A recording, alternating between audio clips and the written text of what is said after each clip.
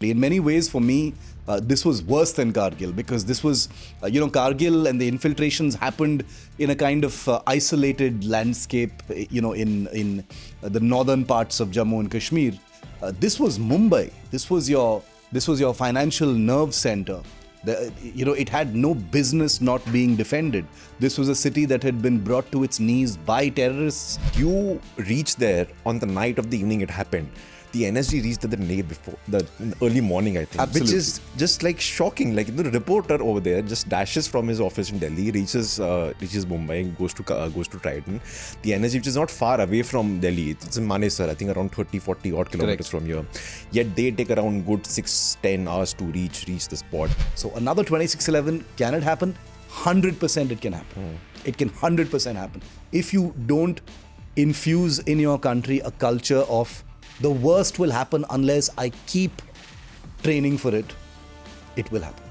There was and still is a huge need to kind of prune down our agencies, make them much more targeted, focused on specific things, not doing the kind of woolly nonsense that many of our agencies, including the NTRO, including the IB and RAW, probably continue to do. According to Sandeep Unithan, and this is truly appalling in my view if this is true, but Sandeep Unithan says that when the target lists were provided, by the Indian intelligence agencies, it was found that some of those targets were actually on Indian territory. Wow. This is a scandalous thing. Nobody's written about it. Hello and welcome to the 13th episode of In Our Defense. How are you, Shiv? Good. How was your week? It's been a rough week with everything that's been happening, but always time for In Our Defense because clearly that's something that everyone's talking about. Yeah. We're progressively choosing more controversial yes, topics. Actually. Our clip from a couple of episodes ago about the fighter pilot controversy between naval fighter pilots and Air Force fighter pilots is still going well. It's still being fought over. Yeah. It's on all the groups. And actually was reminded of it this week that I think we forgot one class of pilots to talk about. Test fighter pilots, yeah. 4 of whom have been announced as India's astronauts that will be part of the Gaganyaan mission. And I'm guessing test fighter piloting is a completely different ballgame altogether because you literally take the aircraft to its limit. Oh, absolutely. The test pilots are, they're the cream of the crop, and very few become test pilots. These are basically the guys who have been judged, capable enough to be able to take aircraft beyond their means to their the limits of their performance capabilities, which is usually a very dangerous thing in terms of speed, in terms of G-forces, in terms of turn rate, the altitude at which they fly at certain speeds. So these are the absolute the upper layer of the flying force that have been chosen for Gaganyaan. Yeah, right. Amazing team. Yeah. Right. So what do we talk about this week? We'll talk about the Mumbai attacks, 26/11. Yeah. A few comments on our last episode, I think, from our listeners and viewers actually wanted us to kind of talk about that operation, etc., etc. And I thought it was a good topic because the way I see the Mumbai attacks as sort of the Kargil moment for India's internal security. What Kargil did to India's military apparatus, the setup that protects your borders against Pakistan, China, or any other foreign threat. That's what the Mumbai attacks did for the internal setup, whether it's the police, whether it's the NSG, whether it's, the intelligence agencies, the intelligence sharing, etc., etc. Compared to Kargil, I think, and this is where, you'll come in, but we'll come to that a bit later, but I'll just give our listeners, our viewers a brief overview what we'll target. Compared to Kargil, I think as far as India's internal changes are concerned with respect to what happened post Mumbai attacks, it's much more visible. For example, if you were to just go for something tangible, the cops these days are visibly fitter. They carry visibly, modern looking weapons. The NSG back then, if you see, it did not look like your supreme force. The helmets were actually, I think, 20 years old, and they seemed the uniforms weren't in place, etc., etc. But now if you see the NSG when it goes for its training, it seems a very modern, high-tech force, etc. I'm not sure if it's just visible cosmetic changes or things have actually changed on the ground. But like I said, we'll get to that a bit later. First, I want to actually talk about the 3 days. You were there on ground. Just before we began recording, you were telling me that this was your, I think, first year into television reporting and around 5-6 years into reporting in general. Take us through it. I remember I was what in Bombay is called junior college, which I think most of India does not understand. It's basically 11th and 12th. We call it junior college. I don't know why. It's school basically. But I think I was on an outing to somewhere north of Bombay. I forgot where. It was near Vapi or somewhere in Gujarat. And I was on my way back on that very night when the attacks happened. And I got a frantic call from my parents. Like, where are you guys? I said, on the bus, we're just kind of nearing home, etc. And they told me that some sort of shootout had happened in Kolaba. And the first reports were it was a gang war between Dawood Ibrahim and I think Chota Rajan or Chota Rajan, yes. But then, of course, the next 3 days, all of us were glued to television sets, watching it live on TV. And you were one of the reporters who were there. So tell us, what was it like for you? When were you dispatched? Were you already in Bombay, etc.? So I arrived there on the 26th night, the evening of 26th, which means I was among the first to reach there from Delhi. Of course, the Mumbai reporters were already on site. They'd been reporting it for a few hours. And like everyone else who was there, the initial impression was that it was a gangland shootout. Between either D Company or any of the other many, and you know this well, Dave. And I'm sure we'll do an episode on this as well, the gangsters of Mumbai. Yes. That initial misconception that this was a bunch of gangsters firing at each other evaporated pretty quickly. I think for a couple of hours it was that. In fact, when I got the first call from office, it was that, be on standby because there's been a big shooting in Mumbai. And once it was clear that it was not a gangster shooting, but something much, much bigger, that's when I dashed down immediately. So I was there on the night of the evening that it began. And I was stationed right outside the Trident Oberoi on Marine Drive, where I'll never forget that first impression. If I could just tell you about that, I'd pulled in, in a taxi. Of course, there was like a huge, massive crowd of vehicles already there. OB vans, we used to use OB vans plentifully in those days. There were fire engines. There were lots of cops. Huge crowd of journalists, obviously, I remember the first sound that I heard from the distance, seeing the Trident hotel, was the clatter of AK-47. The sound of the rifles echoing from inside the hotel was the first sound everyone could hear. And I think most journalists who reported on it, just sort of got used to that sound, because for 3 days, the time was just punctuated by the sound of Kalashnikov fire coming in from inside the hotel. And that's how hectic things really were. But I think, and we'll come to the aftermath and the lessons learned a little later. But it took a long time for the system to kick in. Yes. And that was apparent on the ground. There was a great deal of chaos on the ground. You had policemen and walkie-talkies talking to each other. You had the fire service personnel with fire engines, landing up, and in some places blocking the path of, more capable forces who should have been rushed in a little earlier. There was a great deal of, confusion on the ground over jurisdiction and what really to do. And this was actually an initial surprise. Of course, this surprise and shock would dramatically increase over the next few hours and days. But that initial impression that, a country or a city like Mumbai had been caught completely off guard. The word off guard has become a cliche. But for me, being caught off guard, what happened that night was a textbook definition of that. There was no protocol. There was no... literally nobody knew what to do next. Nobody knew which person to call. Everyone was talking to each other, figuring out, okay, what do we do now? These guys are inside the hotel. So what next? Then obviously someone had the idea of calling in the NSG. As always, the NSG, as a result of, a criminal lack of planning, the NSG was too far away. Then someone realized that the Marine Commandos happened to be nearby in Mumbai. But the Marine Commandos were not, fully ready for this kind of thing. So that particular night for me always, and I have many photographs that I took, from that night. I happened to have a brand new DSLR camera, which I used to the fullest that night. And I have all those photographs. And even now, when I look at those photographs, I can tell you most of it is just images of personnel and people. There was zero sanitization. You had huge crowds of the public just standing around right outside the hotel. So it wasn't even like there was a cordon or a barrier.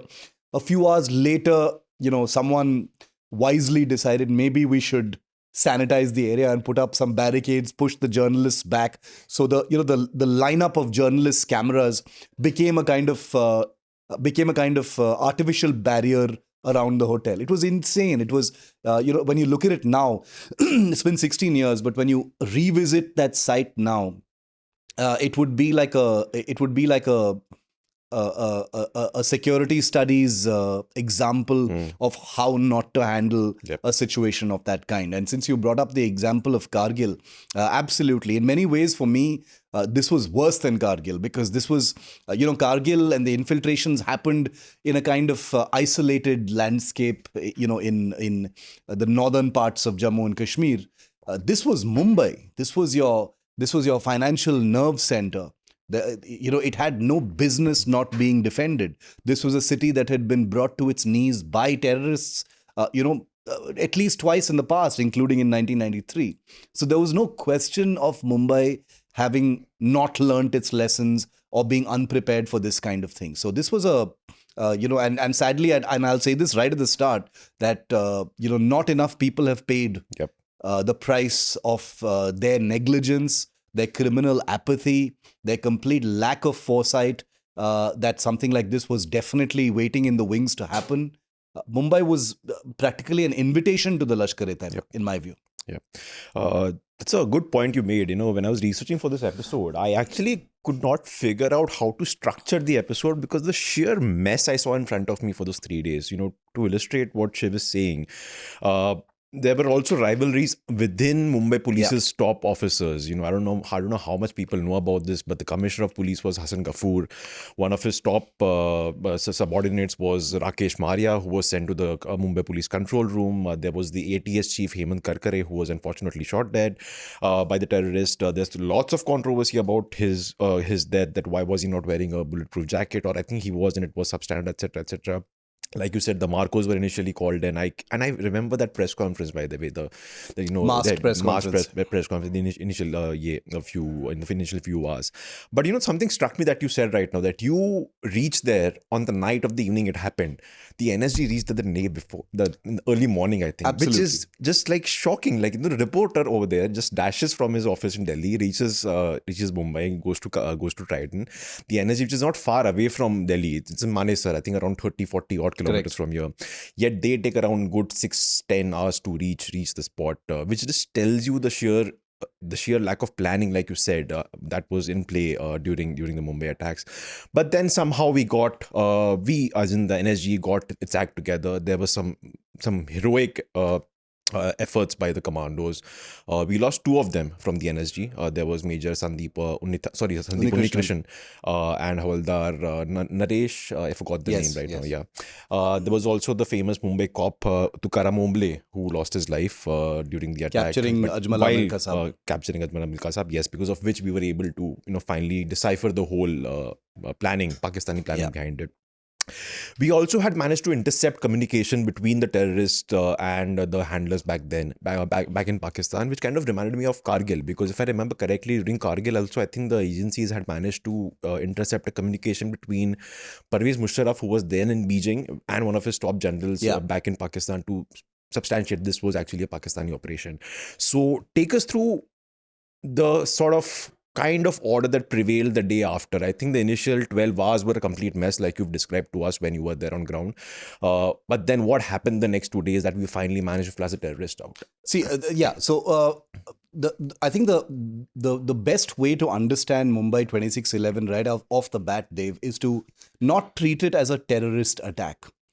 This was a military style special forces, deep penetration assault. These guys, Ajmal Amir Kasab and the other 9 terrorists, they were not, when we call them terrorists, we think of them as, jihadis and stuff. These were special forces commandos. These were men who were trained by the Pakistan military to be soldiers. They were military style. There's no difference between these men and special forces of either India and Pakistan, apart from the fact that these men were there to kill innocent people. Okay, there's no difference in terms of capability, in terms of how they were able to improvise, in terms of how they were able to use what was in front of them to, meet their military objectives. So this was I have always been an advocate of not calling this, a terrorist attack, because in many ways that lets Pakistan off the hook. This was a Pakistani military attack on India. These men were soldiers of the Pakistan military. Yes, of course, they were Lashkar-e-Taiba and all the rest of it. They were not, they were not enlisted or commissioned men as far as the Pakistani Fauj were concerned. But for all practical purposes, they were the Pakistan Special Forces. And the other method that I always advocate and I force people to employ to understand 2611 is to also remember that what these 10 men achieved, okay, let's put emotions aside for a moment, was a deeply successful mission. They achieved what they needed to achieve.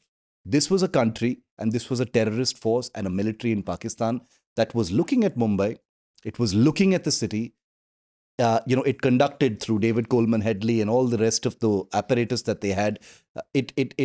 It found all the cracks that India had. It knew that there were divisions within the Mumbai police. It knew that there were competing interests. It knew that the Marine police was nowhere to be seen. It knew that the Coast Guard had no real surveillance capability to speak of. It knew that there was a turf war between the Coast Guard and the Navy that could be manipulated. It knew that the political leadership of the time was, perhaps didn't place an emphasis on close security. Now, conventional security in the mountains, etc. Yes, but close security for your cities, etc. was like a sleeping dog. So why disturb it? So the sense of chaos that was apparent right off the bat on that day, basically put a tick mark on all of these things. It kind of did a poll call on everything. Everything that had been done wrong by India as far as protecting, a high-value center like Mumbai was exposed in a matter of 2 or 3 hours. Let's come to the next day now. Now, granted that, me moving from Delhi to Mumbai is a far easier task than, a commando force moving from Manesar. I'll grant them that. It takes time for them to move, etc. But the fact is, nobody had even thought of the NSG as an anti-hijack, a rapid reaction counter-terror force, should have a kind of distributed presence in the country precisely for this kind of scenario. Be able to, have lightning quick reactions right off the bat to be able to do something like this. Even when it comes to the Marcos, Marine Commandos, why should it only be the NSG? The Marine Commandos are also a storming force. These are guys trained to storm ships like they're doing right now so well. Why couldn't they have been employed to do, storm these buildings and drive out these terrorists? Simply because there were turfs. There were jurisdictions. Can the Marcos do this? My sense is, in a country under attack, you use what is necessary. Yeah. In Mumbai, you don't have the NSG anywhere nearby. And I, as a defense correspondent, was wondering, your entire, your huge Marcos force is here. Didn't anyone think of wargaming a situation where the Marcos are the first responders for a situation of this kind? You've got amazing trained commandos sitting in Kolaba. Not in Navi Mumbai, not in Alibag, not somewhere else. Right there in damn Kolaba. They're sitting there. That's their training area. And nothing happens until the next day. And what is the priority for these guys? They hold a press conference. For God's sake, they're holding a press conference with their masks. Whose idea was it to hold a press conference? When I saw that press conference, I was thinking, what are you guys doing here sitting and addressing journalists? You should be out there. The operation is still on. So there was this sense of shock and dismay even on day 2, Dev, because even by then things had not really kicked into action.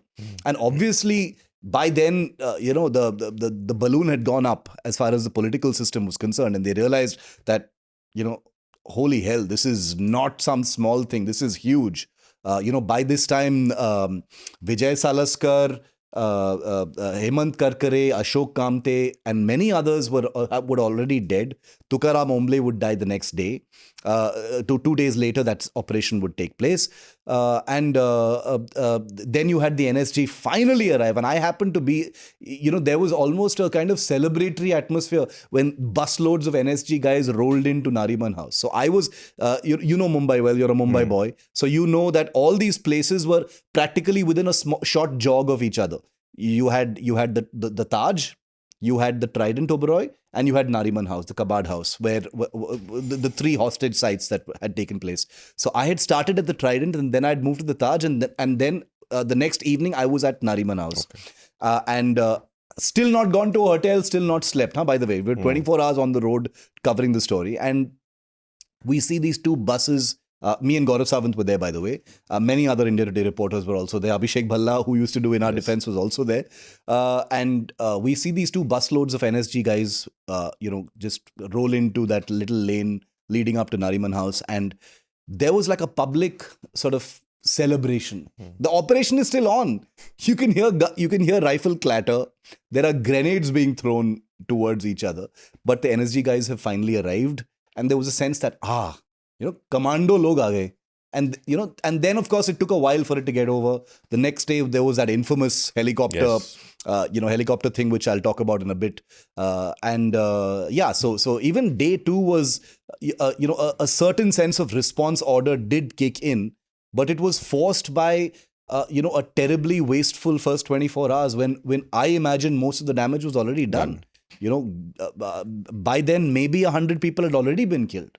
And all through this chaos, the handlers, as we would later see from Pakistan, were monitoring everything. They had a beautiful, high-definition kind of sense of everything that was going on in real time. So that was what the real problem was. It was not until maybe day 3 or day 4 that finally each man and woman on the ground knew what they were doing, knew what they had to do. Looking a bit, I wouldn't say lessons learned from the attack, but how have things changed compared to where we were in the initial few hours, initial couple of days of the attack in terms of everything? And, like I said at the beginning of this episode, this is a very broad-ended topic, the Mumbai attacks, because everything failed at every level.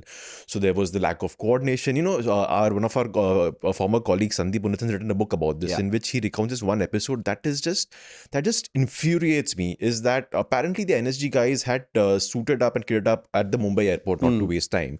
And they were taken to the various attack centers in buses, in best buses, Mumbai's iconic red buses. So they had left their haversacks back at the airport, which had food supplies for them. They were supposed to be transported by the police to the respective sites so that they could then be, consumed by them. Apparently, someone forgot about that. And these guys had to salvage fruits and drinking water from the Taj Hotel as they were carrying out the operation, which just strikes me as idiotic at the next level. I mean, how does that happen? That your prime commander force, which is trying to liberate your city from the grips of terrorists, does not even have their own food with them. So anyway, that's an aside. But yeah, so the lack of coordination, the lack of the bureaucratic rigmarole that, no one was taking a decision.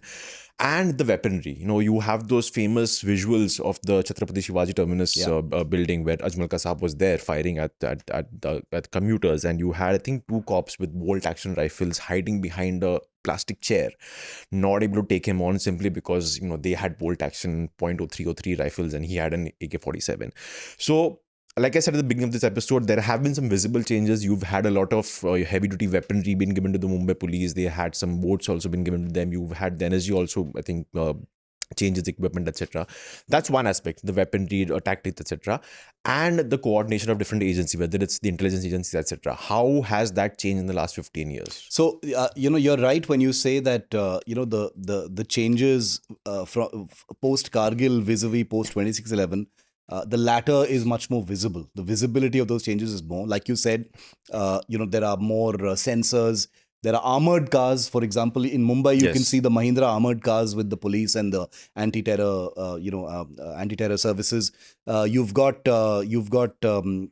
much better weaponry for both the NSG and the Mumbai police. You've got better optimization of the marine police. A most crucial thing that a lot of people miss is there is a very clear separation of duties, separation of responsibilities, both in terms of area and in terms of capability. between your Marine Police, Navy, Coast Guard, the Mumbai police personnel who are on the coast themselves, not at sea. Equipment has vastly improved. But like almost everything in India, and we've seen a fine example of that post the Chinese standoff in Eastern Ladakh, is we react to everything. There is the culture of being proactive to prevent something like this simply doesn't exist in this country. And I'm going to get a lot of brickbats for saying this, but whether it is our security culture, whether it is our military culture, whether it is our national security culture, working to train, working to war game, working towards a worst case scenario, a absolute worst case scenario, simply doesn't exist in our blood. It doesn't exist in our military culture. We are reactive. Someone will invade, then you'll attack them. Someone will infiltrate, then you'll attack them. Someone will hit your city, then you'll change all your systems. Our country's history, sadly, is replete with that. I can say that in terms of culture, certain things are changing because we are a country that is constantly in conflict, whether it is Naxalism, whether it is internal terror, whether it is external terror, whether it is external threats from China and Pakistan. But, to be able to, one of the examples that is commonly cited, Dave, and you've read this extensively, when it comes to 26/11 and India's lack of preparedness and how so many things had to fail simultaneously for such an attack to happen. People usually take the example of Israel. The irony now is nobody can any longer take the example of Israel because Israel got 26/11 in the worst possible way on October the 7th last year. All of those things, and this is the way the world works. All of those things that made Israel this shining example of alertness and awareness, and its absolute impregnable. The nature of how Israel is so impregnable, and how none of Israel's enemies can move without the Mossad knowing about it. Lying in pieces. It's lying in tatters now, and Israel will spend the next 5 generations recovering that reputation if it does at all. So, anybody taking Israel's example now, sadly, can't take that example anymore, because what happened on October the 7th is very much like what happened on 26/11, but far worse, because Israel had that reputation of preparing for the worst. It's already a country that, invests so much in defense and national security. So their 26/11 or October the 7th is far worse than ours. The problem with 26/11 here in India is you had all these visible changes, better subsurface patrolling, all kinds of sensors, greater coordination between the services, etc. But, weaponry and stuff is only going to get you so far. Ultimately, it's going to be about preparedness, and preparedness comes from logistics. It comes from training. It comes from the drudgery of constant wargaming and exercising your forces. You have to sweat in peace so you don't bleed in war. Is a great cliche that we hear very often, but it is so true. You have to train for the worst possible scenario. And what infuriates me and has infuriated security personnel everywhere is that how is it possible that India hadn't wargamed something as obvious as Mumbai being attacked from the sea? How is it possible that this was not wargamed? You had Marcos there, you've got the NSG, you've got the Marine Police. How is it possible that there was no blueprint for this kind of thing? It's not like Mumbai was some, random obscure city in the desert. It's your financial nerve center. It is obvious that they're going to try and attack it. It's obvious that they're going to try and paralyze it, because attacking Mumbai doesn't just mean killing people. It means it's going to have an economic kind of tremors across the country. And this had simply not been done. So, no one government can be blamed about it. It's the political system that has failed. The entire system failed on 26/11, in my view. So, you can buy drones. You can kid yourself into thinking, oh, now I have satellite maps and nobody can do anything to me. But I'm telling you right now, and I'm saying this very, very, with a sense of responsibility as well. Another 26/11 can happen. It most definitely can happen. It's a question of your enemies who are sleepless, training every day, training every day to find out where your cracks are. All they do, all that Pakistan and its forces probably are doing. Right now, they're obviously preoccupied with other things. But we shouldn't fool ourselves into thinking that China and Pakistan aren't simply waiting to figure out where your cracks are. See if those cracks are consistent. See how unaware you are about those gaps. And then to deploy forces to manipulate those cracks and make you bleed for it. So another 26/11, can it happen? 100% it can happen. It can 100% happen. If you don't infuse in your country a culture of the worst will happen unless I keep training for it, it will happen. That's quite a solid point you made. I think we'll move now to obviously this was going to be part of this episode, the politically loaded topic of what India did after 26/11, but we'll do that after a quick break. And I'm going to take this year-wise, okay? Because somebody once told me you should get yourself diagnosed. I was 20 and I went for a mammography and I realized I didn't have to. So if I'm under 30, do I need to do any sort of diagnosis for breast cancer? Right now, there is no screening technique that has been shown to be effective for very young women in terms of Right. breast cancer screening. Right. So we're not recommending routine mammography. Now, there are individual cases, so it's certainly important to speak with your doctor. Yeah. But routine imaging is not right now recommended for young women under 30, partly because the architecture of the breast makes it difficult, and the risk, I should say, of developing breast cancer, while it is rising in young women, fortunately, it's still quite low in that age demographic. And if I'm between 30 to 40, should I get a diagnosis and how often? So this is where we start to see some rise in the risk of developing breast cancer. It's still fairly low. There's about a 0.44% chance of developing breast cancer in the 30s. Welcome back. Shiv and I are revisiting the 26/11 attacks of Mumbai. We've spent the first half of this episode talking about everything that went wrong, what has been kind of done in the aftermath to fix things.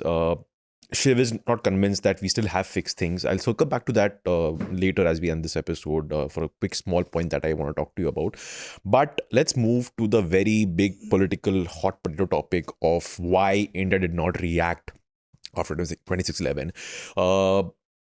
There's no two ways to go about it. You have to mention the parties in power. It was a UPA government. You have the ND government right now.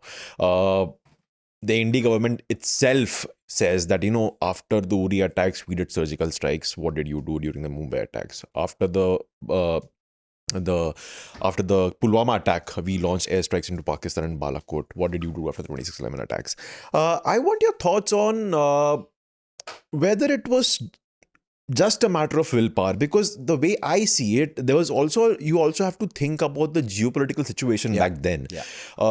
This was a time when the US was heavily invested in Pakistan because its operations in Afghanistan were very much alive.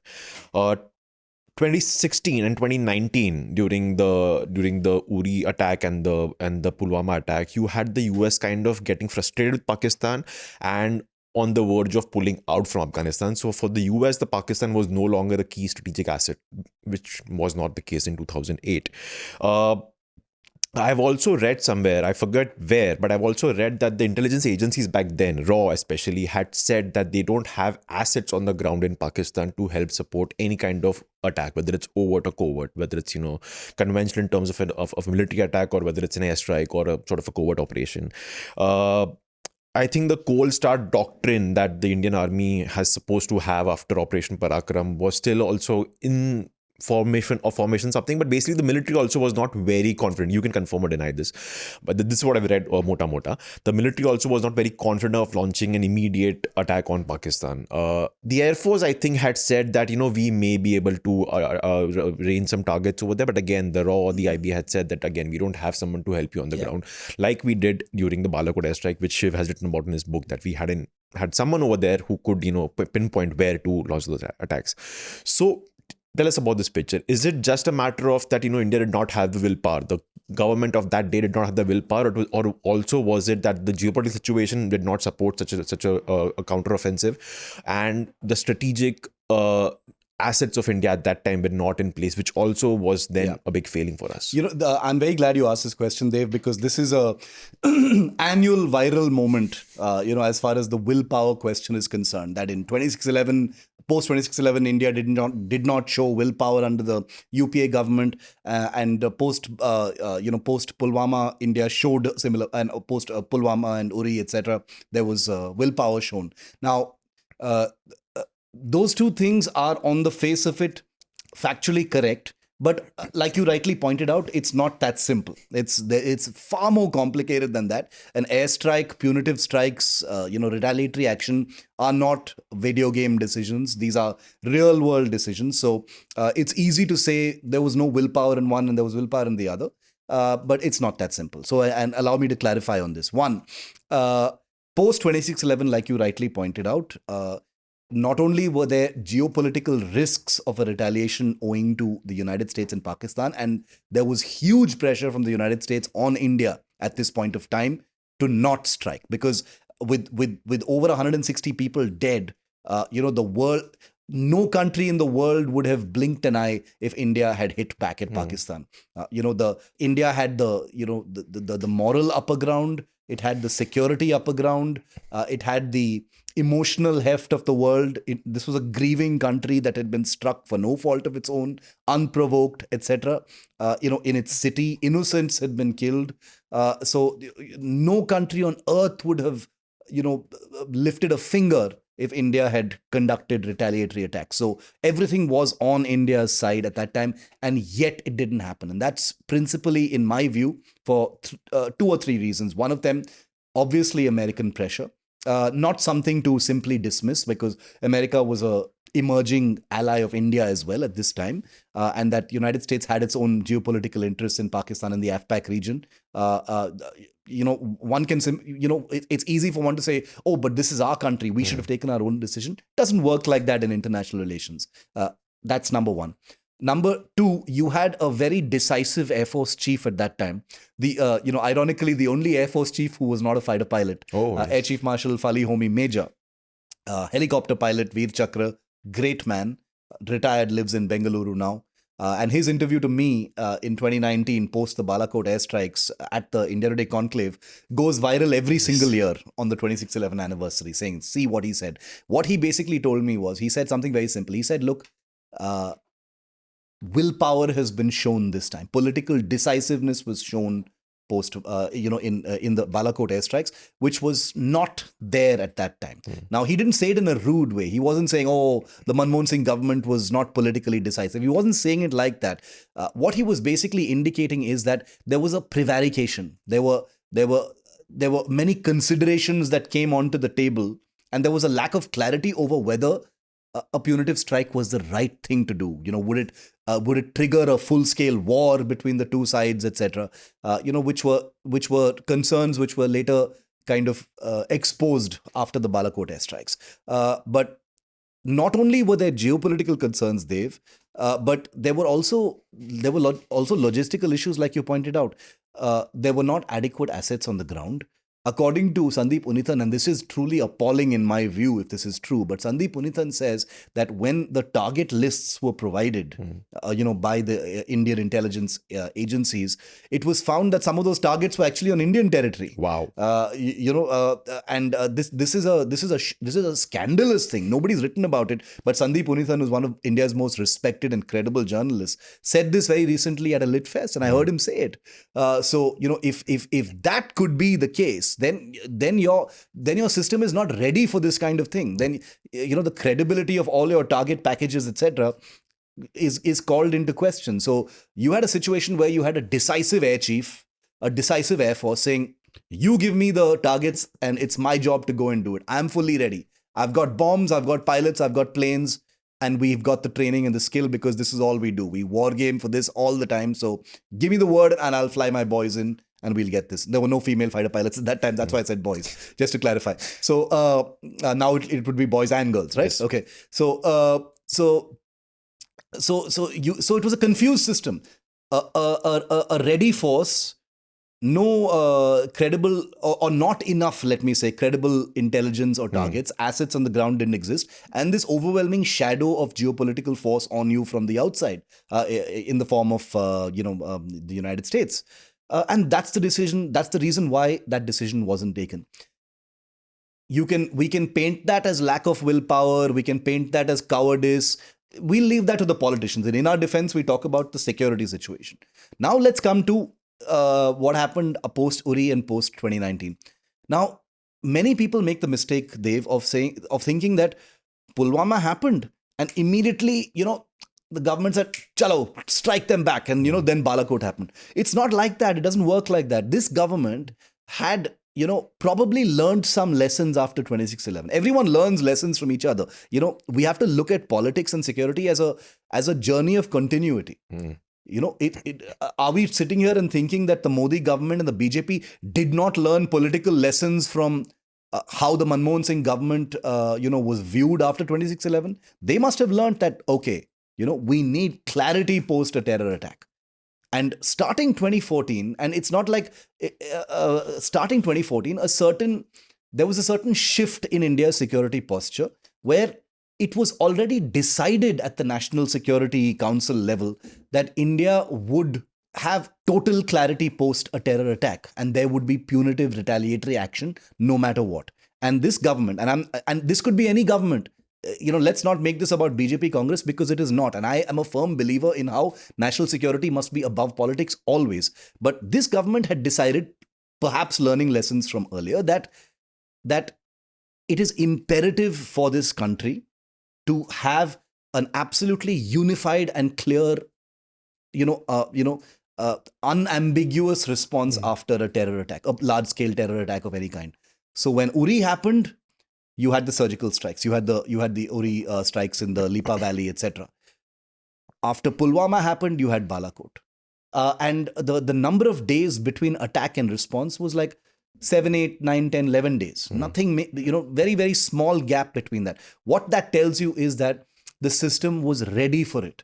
The system is already primed and ready for it. Nobody on earth can sit here and say that after Pulwama happened, then they decided, chalo, kaun sa target dekhen bhai, kitab lao, intelligence agent ko phone karo ki kahan pe bomb gira sakte hain. It doesn't work like that. They already have target packages. These are very, very detailed target solutions that exist, just like Pakistan has on us, just like China has on us. We've got targets. It's just a question of activating. Chalo, is target ko activate karte hain. And like I've written in my book, Bahawalpur, Muzaffarabad, Chakoti and a couple of other places were existing targets. But the government had decided, no, we will not hit targets in POK. We will only hit targets in Pakistan. So Bahawalpur and Balakot were the two, narrowed down targets, and then they decided to do it. So all I'm trying to say is that, willpower is the easy answer for this kind of thing. But I think learning lessons and creating a culture where you're going to set a precedent with that country is something to speak for. And in both the case of Uri as well as Balakot, it didn't trigger an all-out war. So Pakistan's bluff was definitely called out. Yep. So I think that really is the reality of it. It's not about willpower versus lack of willpower. It was situations, training for it, and being ready to deliver a clear response. Yeah, that's an excellent answer, I think, and I think this should be clipped separately, Anna, and saved for posterity, because whenever the annual viral moment happens, like Shiv says, I think it will continue to happen despite this. Yeah, but people should really listen to this, this clarity, the clear cut answer that you've just given right now. And just thought of the other example. We should not forget the 2015 strikes in Myanmar as well, which is part of the same sort of determination, like you said. There's one last ending thought as we bring this episode to a close. Is something that you mentioned just before the break, which I said I will circle back to, about war gaming and exercise. Something when I was, was looking at the Mumbai attacks overall, what struck me was that if you look at certain things in isolation, so you look at the NSG operation in isolation, you look at the capture of Ajmal Kasab along the Kolaba Causeway in isolation, you look at the fact that the intelligence agencies who apparently had failed to give you intelligence before the attack somehow managed to intercept communication communications from the get-go. Yeah. Like it happened also during Kargil. Like they were accused of not being able to get information about the infiltrators climbing up the mountains during the winter season, but somehow they managed to intercept communications of the Pakistani army chief. Yeah, from China. Yeah, from China. It's a big deal. So somehow you seem to get your act together in isolation, but when it's the larger picture, when you have your agencies involved together, that's when the picture kind of gets, muddled up a bit. So do you think that the synergy at the higher levels between different forces, between civilian setup, military setup, etc., it obviously was a problem back then, is still a problem, or has there a lot of progress been done on that? No, there's definitely been a lot of progress. In terms of streamlining, in terms of optimizing is a word that you'll see very often when it comes to, especially 2611. That has happened in a very big way. Logistically, the manner in which our intelligence agencies are using tech and infusing that in with our kind of sensor to shooter loop, response loop. It's much, much smaller, much tighter, more efficient, more optimized now, for sure. But the problem, once again, circling back to my initial argument, Dave, is that it has been reactive. What is the point of all of this stuff coming together after the damage is done? What is the point of, and I produced a show and anchored a show called, the 2611 tapes, which is still there on YouTube right now. And it has all the audio communications between the terrorists and their handlers sitting in Karachi or wherever. And my sense is, so wait a minute, we had these phone taps, but these phone taps came out much later. Were we not reacting to these phone taps? In the moment. What is the point? In the moment, why was this not actionable intelligence? Another buzzword you'll hear very often, which is real-time actionable data. There was and still is a huge need to kind of prune down our agencies, make them much more targeted, focused on specific things, not doing the kind of woolly nonsense that many of our agencies, including the NTRO, including the IB and RAW, probably continue to do. They need to be murderously focused. National security involves killing people. Let's be very clear about that. Okay. We may be a country that wishes no harm on others. We may be a country that wishes has no territorial aspirations on anybody else's country. But these agencies have to, and I'm sure they have now in many ways, but their business is killing. Their business is killing India's enemies. Let's not be godly about this, okay? So they've got to be absolutely 100%, thinking like terrorists. They have to be thinking like, these people who want to harm us. So if it comes down to, doing a dirty job to make sure that 100 Indians are not killed in the next attack, bloody well do it. You've been mandated with precisely that kind of work. Getting your hands dirty is a necessary ingredient in this line of work, and that's how it's going to be done. So all these silly turf wars and अरे वो satellite picture नहीं आए हमारे पास, that's no Indian is going to accept that. This is probably the last generation where that chalta hai attitude will be allowed. The next generation that comes in, which will turn 18 before the next election, they're going to say, what nonsense. We don't want this rubbish. We want like a nice, peaceful country here. So to answer your question, the focus of all these agencies, making them smaller, making them tighter, optimizing the use of technology, making sure that not even the smallest penetration is acceptable. These are going to be imperatives going forward. And now, God help us, we're entering a paradigm of AI and deep fake and cyber attacks of a kind of paradigm that is frankly terrifying to people even in the business. So if India is going to sort of sit back and say, no, we're the peace lovers and stuff, then, like I said, to finish that thought, 2611 is waiting to happen again. Yep. I think we'll end the episode on that point. That cheerful point. Cheerful point, yeah, right. Cheerful. So again, fantastic insights. It helps that you were there on ground. You saw it happen in front of your eyes. And, before the keyboard warriors start, cursing us in the comments on YouTube or wherever, I'll just like to also briefly mention, we won't need to discuss it, briefly mention the media also had to learn a lot from 2611. The media rightfully was accused of, actually helping the handlers in Pakistan see live visuals of what was Indeed. going on. Not as though we had, cameras inside the hotel, but yeah, the media persons were outside and it was basically a live stream, which is from where I think media has now learned whenever there's a live operation, you delay visuals, etc. Defer visuals, yeah. So yeah, lots to learn for lots of agencies, including the media. Like Shiv explained, things have been kind of streamlined. We have sort of got our act together. But unless you practice war game, like Shiv said, you probably won't be able to prevent another 26/11 attack. And I hope it doesn't come to that. Yeah. But like you said, cheerful point. Let's end that episode on that point. Thanks, Shiv, once again, as always. Thanks, as always, to our producer as well, Anna Priyadarshini. That's it for this week's Defense Doors. For more, tune in next week. Till then, stay safe and do not cross any boundaries with our passport. Bye-bye.